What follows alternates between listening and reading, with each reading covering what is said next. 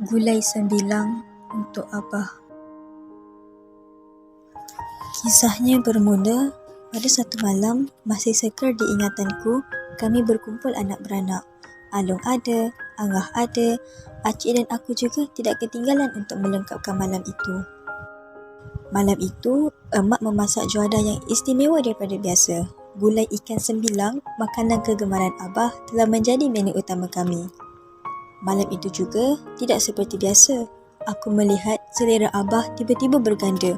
Abah menambah sebanyak 3 kali dan memaksa aku untuk menjamah ikan sungai untuk merasanya. Walaupun Abah tahu aku tidak memakannya. Sedap katanya, apatah lagi jika emak yang memasaknya.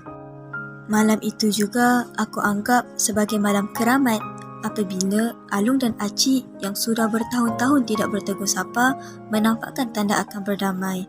Air yang dicencang tidak akan putus, kata Abah, hal orang lelaki. Malam itu malam kenangan yang akan aku ingat sampai bila-bila. Kata orang, langit itu tidak selalunya akan cerah. Selepas 3 bulan berlalu, kami kehilangan ratu hati kami. Aku terasa sepi sejak emak hilang daripada kami kerana emaklah tempat kami bermanja. Rumah itu seakan tidak bermaya. Tapi aku tahu yang paling terasa kehilangan ialah Abah. Emaklah tempat Abah mengandar kasih, teman hidup Abah yang paling setia. Aku cuba menemani Abah untuk mengisi ruang-ruang sepi yang ditinggalkan oleh emak. Aku tidak menyalahkan abang-abang yang lain kerana mereka mempunyai kehidupan sendiri. Aku kira Abah juga mengerti.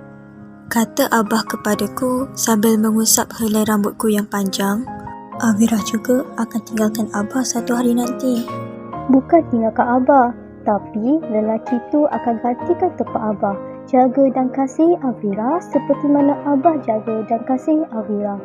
Tanggungjawab ke atas Avira akan terlepas. Kasih sayang Abah akan terus menghantar Avira untuk pulang menemani sunyi Abah. Avira janji Abah. Kata Abah lagi, doktor muda macam Avira tentu sentiasa sibuk. Avira sudah memohon untuk bertugas di tempat paling hampir dalam kampung kita supaya dekat dengan Abah. Aku tak pernah menyesal menolak tawaran belajar di luar negara dan memilih universiti tempatan untuk menyambung cita-citaku. Disebabkan Abah juga, aku telah menolak cinta Dr. Lokman walaupun disedih oleh rakan-rakan kerana seperti menolak tuah untuk berpasangan dengannya. Dr. Lokman bagiku sangat sophisticated, anak orang berada yang tidak pernah akan mengalah meninggalkan kota gahnya untuk mengikut aku tinggal di kampung. Tidak mungkin lelaki itu akan bertukar watak hanya kerana cinta terhadap gadis pingitan seperti aku. Aku menolak cintanya dengan 1000 alasan, walaupun dia tidak berhenti mengirimkan aku mawar merah yang harum dan cantik. Aku tidak mahu terlanjur mencintainya, walaupun ramai yang beranggapan aku telah menolak tuah. Aku bukanlah seorang yang pandang pada paras rupa mahupun harta, tetapi pada hati dan keserasian dalam ikatan. Hujung minggu itu, Alung meneleponku.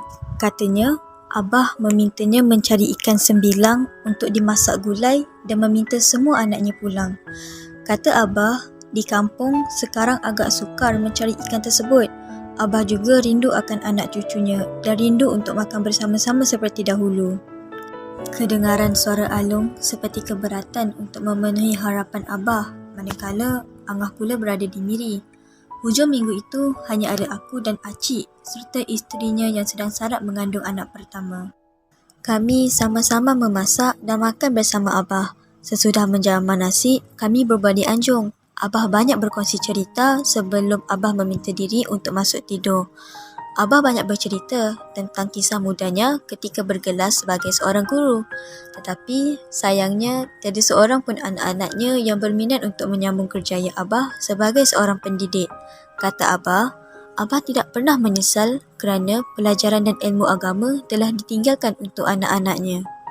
Sebelum Abah masuk ke dalam bilik tidurnya, Abah sempat melemparkan senyuman untuk kami. Katanya, alangkah indah kalau semua anaknya dapat pulang. Abah juga memuji gulai sembilangku. Katanya, gulai itu menambahkan rindunya kepada emak.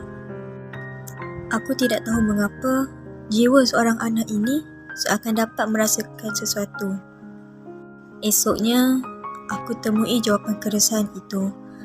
Ketika aku cuba untuk mengejutkan Abah untuk solat subuh bersama-sama, aku dapati nafas Abah tidak lagi beralun seperti biasa. Abah telah meninggalkan kami semua. Rupanya, itu pertemuan kami yang terakhir. Pagi itu, Along dan Angah pulang dengan kekesalan pada wajah mereka kerana gagal untuk menunaikan permintaan daripada seorang abah yang tercinta.